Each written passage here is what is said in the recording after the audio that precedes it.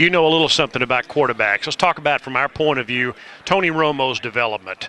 What about Tony? What do you like about him as you go forward with a guy like that?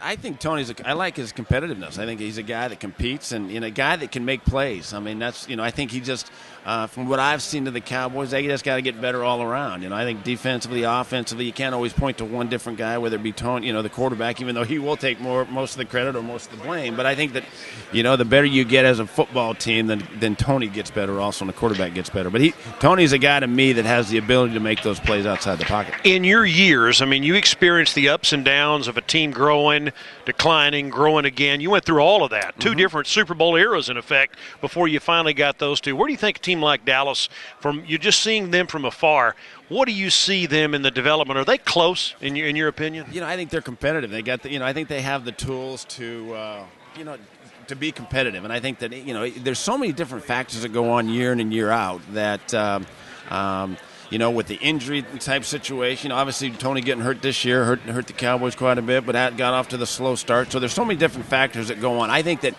any given year, I think any team has a chance to win it with a couple good breaks. Now, obviously, talent-wise, I think you can always get better, but I think talent-wise, the Cowboys are pretty darn close. If they just kind of rein it in and put it all together, I think they're going to be competitive. This is a great week. I mean, you've been through Super Bowl week, but on Monday morning, game's over, and then the NFL's looking at March 3rd and coming up. Now, you're an executive. You've seen it both ways. You've been a player, and now you're an executive. Just how dire a situation is this for the league right now? Well, and I'm hopeful for everybody because I don't think there's a winner that comes out of this if there were to be a lockout, and I'm just hoping that they can come to an agreement that's good for the players, but most of all good for the fans because they're the ones that make the game. And so I'm just hoping that this thing doesn't drag out very long, and if it does get to that point and there is an agreement that comes that both sides can come at some point in time that both like the deal. Would you have liked to play an 18-game season? That would have been long. I think that, to me, if there's anything, 16's long enough. Then you talk about playoffs.